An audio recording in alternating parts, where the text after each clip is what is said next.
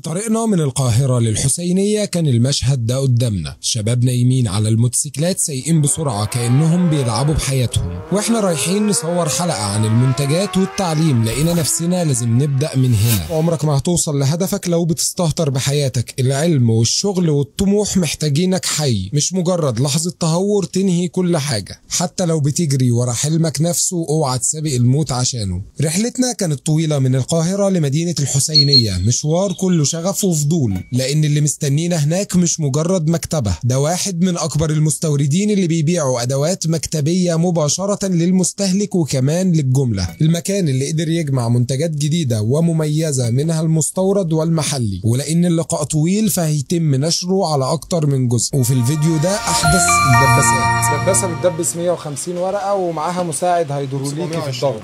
مجموعات الوان جديدة، دي خلاص دي كده معدومه كده. آلات حاسبة مش موجود مضروب من الآلات اللي فيكس دي العلمية. موجود كتير، ده مغرقه الدنيا بالذات في اكتر موديل اللي هو في ناس بيضحك عليها على انها اوريجينال. طبعا 991 ده اكتر موديل بيتضرب. وكمان منظمات مكتب. تلف كده قدامك.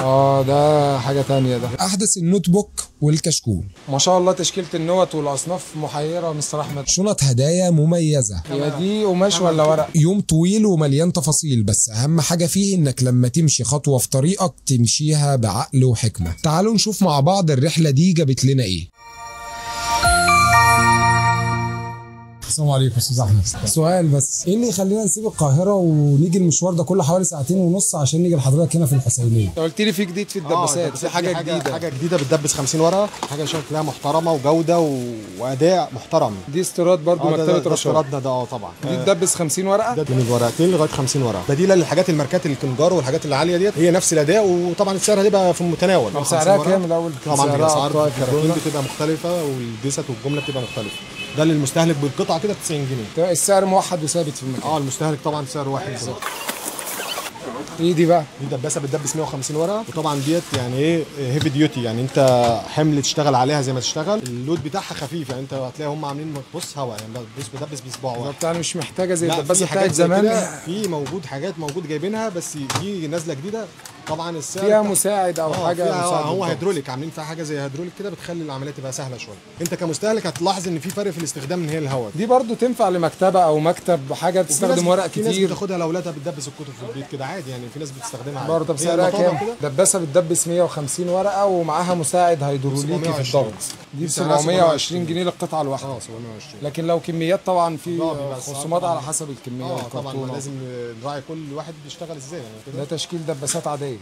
ده الدباسه العاديه بس باشكال جديده بقى، بنجيب الاشكال دايما، بنحب نجيب الشكل الجديد. تشكيل الدباسه مختلف، معظم الناس بتروح تجيب الحاجات المعتاده ودي مش الوان وخلاص، ده الوان وماتيريال، يعني في جديد والماتيريال بتدور عليها وانت بتشتري. ديل دي على شركه بتعمل دباسات صيني عشان تبقى انت في الصوره برضه. الصيني انت عارف ان هي بتعمل كذا فئه، في فئه عاليه وفيها فئه عاديه. احنا الديل دي للناس اللي بتسافر وفاهمه ان الديل ده افضل دباسه واعلى سعر دباسه هناك. ده الحجم الصغير عشان الشنط، الناس اللي بتحب تاخد الحاجه في الشنطه، دي حاجه كويسه. ودي دباسه 100 ورقه. الشكل ده معتاد من زمان، يعني الشكل ده معتاد بقاله عمر بينزل وثابت وجوده، ما فيش تغيير. دي دباسه 100 ورقه متعودين عليه في كل المكتبات. الشكل ده موجود. الثانيه حجمها اكبر شويه. في منها لا بينزل منها 100 ورقه وبينزل منها 200 ورقه و240 وكل المقاسات. ده ضغط عادي، ضغط عادي. احنا برضه حته ال 100 ورقه بنبص ان السعر ده في ناس بتحب السعر. كام سعرها؟ يعني دي هتلاقيها سعرها تقيله برضه تقيله. مع الماتيريال بتاعت شركه ديل دي شركه عاليه جدا.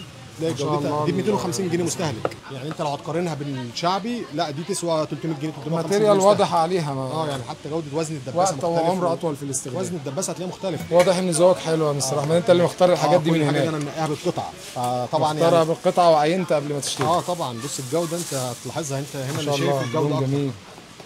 ده منظم للمكتب، كروت واقلام وحاجات زي كده بتتحط على المكتب. وخشب، يعني جايبين الاثنين مش السن. ده خشب. دي الناس اللي بتحب الحاجه الكلاسيكيه شويه. منظره جميل كلاسيكي وجميل ما شاء الله. ده حجم كبير. ده منظم مكتب خشب. لا بس الدرج اجمل. اللي بدرج ده ب 250 بس مش معروضه حاليا. الصغير ده كام؟ ده ب 120. هو انا اللي عاجبني الماتيريال العالي بتاع الخشب بصراحه. هو السعر ماشي يعني. ده حاجه بقى بدرج كده ومحترمه، جايبين منها برضو سلك. ده سلك بدرج، ده المفروض سعر اقل شويه. في حاجات من ده عندنا بتاع 10 اشكال من ده 190. ده في حاجات بقى الصغيره اللي هي مدوره الكوبايه ب 25 جنيه والمربعه. منظم مكتب. المنظم ده بتقسم كذا حاجه. ده 9 عين يا اسلام، ده 1 2 3 4 5 6 7 8 9. تمام 9 عين. تمام. ده ممكن ورق الصابونه، هنا الاقلام، هنا دبابيس ومشابك والكلام من ده بالظبط. هو بينظم الدنيا يعني. ده تنظيم للمكتب، بس عاجبني ده قوي بصراحه. الخشب ده جميل قوي والديزاين بتاعه حلو. لا التقفيل مبهر بصراحه، حاسه فيه دقه كده. مثلا تقفيل من هنا زي من كده، مش خشب مثلا من جوه الدرج متقفل ازاي بقى. لقيت لك ده، وبعدين ده بقى تويستر كده تحطه، بص ده تلف كده قدامك. ده حاجه ثانيه. ده السلك 190 هنا 225. 225 ده 250 الصغير ده 120، ده 250 الصغير 120. بالظبط. طب ناخدهم واحده واحده، خلينا ناخدهم واحده واحده. ده استيرادك برضو ولا؟ ده استيرادنا. ده حاجه بقى الوان جديده وخامات طبعا. بص كل ده الحاجات دي بتبقى فيها كذا. انا لقيت لك المعلمه السلك اهي اسلام، الكوبايه اللي انا بكلمك عليها دي ب 25 جنيه، متوفر منها المربع والمدور ب 25 ل2. بس انا حاسس ان موضوع علبه الالوان ده عايز شرح. انا ببص انا كنت فاكرها الوان، بس انا شايف لا الوان كتير. هنا الوان، هنا ده تقريبا صمغ صح او ده دي استيكه. ده الوان فلوماستر ودي استيكه. دي استيكه شايف مسطره، اقلام. ده قلم رصاص ولا ايه ده؟ ده قلم الرسم كده بيبقى معاه. وده ايه ده؟ خلينا ناخد واحده واحده. للالوان دي فرشه تلوين. تمام. ودي الوان خشب، ودي الوان شمع. دي الوان شمع، الاثنين دول الوان شمع. ودي الوان ميه. تمام. الوان فلوماستر، مقص وبرايه ودباسه. دي 150 قطعه، هي اجمالي العلبه دي بتبقى 150. كل اللي فيها 150 قطعه. 150 قطعه تمام. بص بقى درجه الجوده، لان الحاجه برضو انت لازم تبص على الجوده. شوف الالوان هنا عامله ازاي، بص الالوان عامله ازاي. ده بالنسبه للرصاص. بص كمان الالوان الاحمر هيبان فيها الدرجه اكتر. بص اللون الاحمر عامل ازاي هنا. بتجرب حضرتك الحاجات دي في الصين قبل ما تجيبها من مستر احمد؟ طبعا، لان بنجيب الحاجات دي بكميات، فلو فيها غلطه في منتج احنا اللي هنشيله في الاخر. لازم. طب لو ده حصل لا قدر الله بيرجع المنتج ولا بيبقى لا في حاجه برضو عايز اوريها لك، ان انا عندي في علبه اهي ما رضاش ابيعها. يعني انا دي جت من الشحن وكده، الشمس فيها الوان شمع. الالوان الشمع طبعا من الشمس والكلام ده بتسيح، يعني بتلاقي فيها جودتها. ده ما بنبيعهاش احنا، بس دي كده ده المنتج اللي انا بقول لك. زي كان عندنا منتج زي ده بس خلص، يعني ده كان موجود بس خلص. حتى ده واضح ان الالوان ساحت على بعضها. الشمع من الحراره بتسيح فبوظت بقى العلبه. طب ايه السبب في دي مركونه. دي مركونه عندنا مش بنبيعها، بس هي دي طبعا البند ده خلص عندي، عشان كده حبيت اوريه لك. عايزين ندي نصيحه لحد شاري العلبه دي برضو يبقى يحافظ عليها ازاي عشان الالوان تفضل معاه اطول فتره ممكنه. الالوان الشمع بس هي بس ما بتحتاجش ان انت تحطها في مكان حر، لكن هي عادي انت كمستهلك مش هيقابلك المشكله دي. هي بتقابلنا احنا عشان خاطر طبعا الحاجه دي بتفضل في التخزين. بيكون في تخزين. لا مش التخزين، مشكله في المينا طبعا. الحاجه دي بتتفرد في ساحه المينا، بتقعد مثلا ممكن يومين 3 4 5 على الارض، الشمس عليها مباشر فبتبوظ حاجه زي كده. لكن المستهلك مش هيقابل مشكله. لا. طب دي هتروح فين؟ دي خلاص دي كده معدومه كده. وهتلاقي الالوان من جوه مختلفه، يعني الالوان نفسها ترندات بقى. دي الحاجات بص جاي معاها كراسه تلوين زي دي معاها كراسه تلوين. كراسه تلوين بقى شكل 2 3 9 بقى كتير عد. وجاي برضو الوان الاكريليك المعروفه، وجاي معاها برضو الالوان الماركر اللي زي دي ناحيتين، 2 سن تخين وسن رفيع. يعني اللون واحد وسن من ناحيتين. ده عشان يعني الناس اللي بتعمل ايه بترسم فاهمه بقى بتحتاج الحاجات دي. بص كده ده عشان يعني ترسم حواف الكلام من ده. ده للحاجات بقى اللي للتلوين. ده تحديد تقريبا وده تلوين. بالظبط. والناس اللي بترسم فاهمه استخدامها يعني. طب وايه دي؟ دي كوبايات كده عشان خاطر انت برضو تعمل فيها الالوان الاكريليك. ده عشان نقلب فيها الالوان الاكريليك. ودي حاجه بقى جاي معاها فرشه برضو. جاي معاها فرشه. وفي الالوان دي جديده خالص بقى، عامله زي سوفت خالص. الالوان دي سوفت. بص عامله ازاي، بتبقى زي صابع الروج كده بتطلع معاك. هي نفس فكره الشمع بس هي انعم اكتر. تحب تدمج الالوان على بعضها، دي بتبقى بيستخدموها في الحاجات دي. يعني بص كده انا المكان فاضي ابيض اهو، شوف دي كده بتظلل المكان بعضه. الناس اللي بتدمج الالوان بتعمل معاك. دي في الماستر رفيعه. شوف بقى درجه الالوان هنا، الاصفر عامل ازاي. دي الوان نيون كلها واضح جدا. دي الوان نيون جديده. مش شوف ايه القلم الصغير ده في الماستر بس صغير بقى للناس اللي هي انا عايزه تجيب تفاصيل صغيره. شوف النيون، درجات النيون كلها موجوده في العلبه دي. كل ده في علبه واحده. وبعدين درجات النيون ديت يعني في مش بتبقى موجوده في كل العلب، دي موجوده في العلبه دي كويسه كدرجات. انا شايف الدرجه دي برضو في الاصفر غريبه شويه. دي زي تقريبا دي غريبه شويه الدرجه دي في لون رصاصي. بص عامله ازاي. يعني ده برضو غريب انك تلاقي اللون ده. بص شوف كده درجتها عامله ازاي. لا انا عايز اجرب الرصاصي. ده شبه الالوان الدوكو كده. درجات الدوكو كلها بتلاقيها في دي، في الفضي والذهبي. دي الدرجات كلها جديد اللون ده. ما هي العلبه دي بقى الوانها مميزه للناس المحترفه، يعني واخدوها الناس البروفيشنال قوي عشان الاكريليك والالوان دي والسوفت دي. تعالى بقى اوريك تشكيل نوت بقى عشان انت هتتفاجئ النهارده. انا انبهرت الصراحه بالتشكيل. انت حضرتك بتقول لي فيه احنا جايبين حاجه بقى وكشكول سلك مستورد بتاعنا اكتر من 200 شكل للنوت. 200 شكل. احنا هوريك بس التفاصيل هنا. بص ده تفاصيل بعدين مبطنه، يعني انت بص تحس ان هي فيها تفاصيل. ده كله شغل 3 دي باين قوي اهو في الصوره. ده الاشكال الجديده اللي نازله السنه دي 4 ديزاينات. برضه في تفاصيل في الغلاف. ده كله يعني الشغل ده فيه تفاصيل باينه. يعني الشغل ده 3 دي. الجليتر اللي زي دي كده في اللي هي مجزعه خشب، الناس اللي بتحب الحاجه الكلاسيكيه. في ده بقى البنات في بروز ورق الشجر والكلام ده.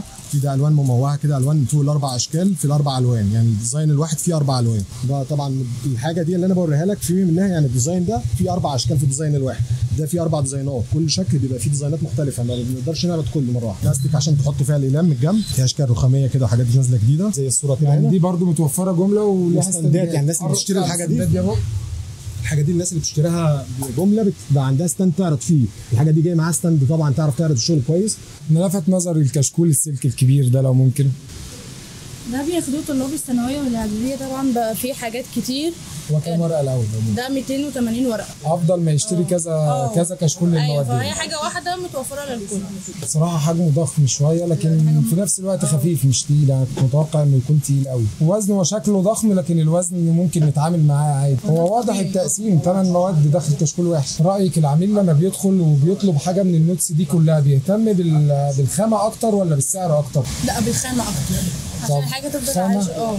والشكل الجديد وبالفتهم الاشكال. يعني احنا عايزين نعرف معظم البنات بالفت الاشكال دي، طبعا الرجاله بالفت الحاجات اللي زي كده، الحاجات اللي بتبقى بالظبط. ده اللي بنسال عليه فعلا. ايه المعظم للبنات. ايه اصعب يوم شغل عدى عليكي في المكتبه؟ طيب في مكتبه رشاد اصعب يوم اصعب ليله الدراسه. ليله الدراسه بتبقى ضغط قوي، لان انت لازم الزبون يبقى ماشي راضي واخد كل حاجه هو محتاجها من مكان واحد، مش نفضل نطلع له ريسيت كل شويه. التنوع ده يخلي الزبون يحتار كتير قدام اشكال النوت. الناس كلها منبهره بيه ومبسوطه جدا بيه، فالحمد لله يعني توفقنا. انا شايف برضو عدد كبير من شنط الهدايا شكلها ملفت كده. مستورده. لا ده كرتون بس ده 280 جرام، اشكال بقى ديزاينات كلاسيك كده وحاجات بقى برضو شكلها من بعيد توحي بانها قماش كده خشن. كل موفرين كل المقاسات، يعني ده المقاس بالعرض للحاجات العلب دي. استيراد مكتبه رشاد برضو. استيرادنا في كل اشكاله بقى محترمه، احجام كتير. اشكال وتنوع في الذوق وفي الجوده، هتلاقيها عاليه برضو 280 جرام بتلاحظها الورق. لا بس انت ذوقك حلو ما شاء الله بصراحه. شويه الكيانات الحلوه بس الاصناف اللي زي كده برضو، ده حاجه تصنيعنا محلي بس حاجه محترمه. ده تصنيعنا احنا ده عليه، والكيو ار كود بتخش على المكتبه. تصنيع محلي في مصر. ده تصنيع اللي عند الغير، يعني بنعمله هنا في مصر. دي آلة حاسبة طبعا، الوان جديده والوانها مبهجه، وفي نفس الوقت دي طاقه. يعني بص دي استخدامها طاقه، لو لغيت دي كده مش محتاجه حجاره اصلا. لا هي بتشتغل بالاثنين، يعني هي مكان للحجاره عشان لو عطلت البطاريه. يعني ده عشان ما فيهاش الطاقه الشمسيه. اقل في السعر طبعا، اقل في السعر ب 80 جنيه ونفس الالوان وكل حاجه. نفهم العميل ازاي يقدر يفرق في اي مكان. الآلة بيبقى لها كيو ار كود بتخش عليه، وبعدين انت لو جبت لك الستوك اللي عندي بيبقى لها سيريال نمبر، كل قطعه لها سيريال غير الثاني. لو عرضت لك 5 آلات مش هتلاقي قطع الاوريجينال بس موجود. المضروب يعني منها السيريال اللي جوه ده يا اسلام، بص معلش كده، مش موجود مضروب من الالات الاف اكس دي العلميه. موجود كتير، ده مغرقه الدنيا بالذات في اكتر موديل اللي هو في ناس بيضحك عليها على انها اوريجينال. طبعا 991 ده اكتر موديل بيتضرب، لان هو يعتبر هو اكتر طلب عليه. في طلبه بتشتري على انه اوريجينال. لا ده الاصليه الثلاثه، ده احنا ما بنشتغلش غير في الاصل في حته الاف اكس دي بالذات. في عرض سعر على الالات الحاسبه الكاسيو الاصليه عليها عرض سعر مختلف، ومش هتلاقي السعر ده يعني غير عندنا. الاله الحاسبه ال 95 عامله 600 جنيه، دي الاصليه، دي اللي طلبه الاعدادي بيستخدموها. دي الاله الحاسبه 95. على الحاسبه اف اكس 95 بسعر كام؟ هي 600 اللي هي نفس. هي اصلا كام سعرها الاساسي؟ الاساسي المفروض الشركه مسعرها ب 750 جنيه. في برضو ال 570 عاملين على عرض ب 800 جنيه، والواحد 991 عاملين عرض عليها ب 900 جنيه. الفرق بين دي وبين دي الطاقه الشمسيه بس، لكن هي المعادلات واحده، دي نفس عدد المعادلات دي. ان شاء الله هيكون في المنتجات دي هيبقى فيها تطوير دايما، وهيبقى في حاجات جديده، ودايما الكواليتي العالي ده مش هنفرط في الحته دي طبعا، والسعر دايما هيكون في متناول الناس، اللي دايما ده بنسعى، ده هدفنا الاساسي. تحب ايه تقول ايه طيب للناس اللي ان شاء الله تشوف الفيديوهات اللي صورناها النهارده وهتحب تتعامل مع مكتبه رشاد؟ عايز تقول لهم؟ احنا نتمنى بس المنتجات تعجبهم والاسعار تكون مبسوطين، الناس مبسوطه من الاسعار بتاعتنا. 3 ما خدهاش ما عجبتوش من مره، خصوص ان انت حاليا يرجع الحاجه بتاعتك تاني. فده دايما غير برضه الحته دي بنركز عليها، مختلفه عن اللي في السوق خالص. يعني برضه هتلاقي حاجات ممكن ما تلاقيهاش بره نهائي، لان طبعا انا بجيبها من بره، فبدور وببحث على حاجات ما تكونش متاحه هنا في منتجات مختصه بيا انا، ما تلاقيهاش في اي مكان. يعني انت بتقول انت بتست الكلام ده مع العملاء، فانت بتست في الحاجز بتاعك براجع مع العميل. ان انا العميل اللي اشترى مثلا معظم المستوردين بتسافر ما بتكونش هي اصلا هي بتتعامل مع الزبون، فهو بيروح يشتري مثلا على ذوقه، بيبيع جمله اصلا، بيبيع جمله. فهو مثلا كل سوق له متطلبات مختلفه، دي حقيقة. احنا عندنا هنا احنا عارفين سوقنا متطلباته ايه. المكتبه حضراتكم قلتوا لي من تاريخ كام او النشأة من امتى لو تتذكر استاذ محمد؟ المكتبه نفسها هنا من سنه 91. لا احنا بنتكلم الشكل الجديد دوت من 2021. طيب احنا بدايه الفكره اصلا في العيله عند حضراتكم؟ لا انا جدي اصلا في المكتبه من سنه 72. 1972 ده انتوا في مكان ده الحاج عبد الباقي اتوفى. وبعد كده جد ابويا كمل بعده، طبعا كنا فاتحين هنا 72 91 الابديت، وفي ابديت تاني وبعدين اللي هو احنا ده في 2021 ده الشكل اللي احنا فيه الشكل الجديد دوت. الجديد في 25 كان الاستيراد. كان الاستيراد ده الخطوه الجديده بتاعت السنه دي من 72. طبعا ما شاء الله. وبعدين احنا برضو في الكتب والكلام ده وكيل مجهود في كل الكتب والكلام ده، احنا وكيل لكل الشركات. اتشرفت بحضرتك استاذ احمد، اتشرفت بحضرتك استاذ محمد، نورتنا يا استاذ. اتشرفت بحضراتكم جدا. السلام عليكم.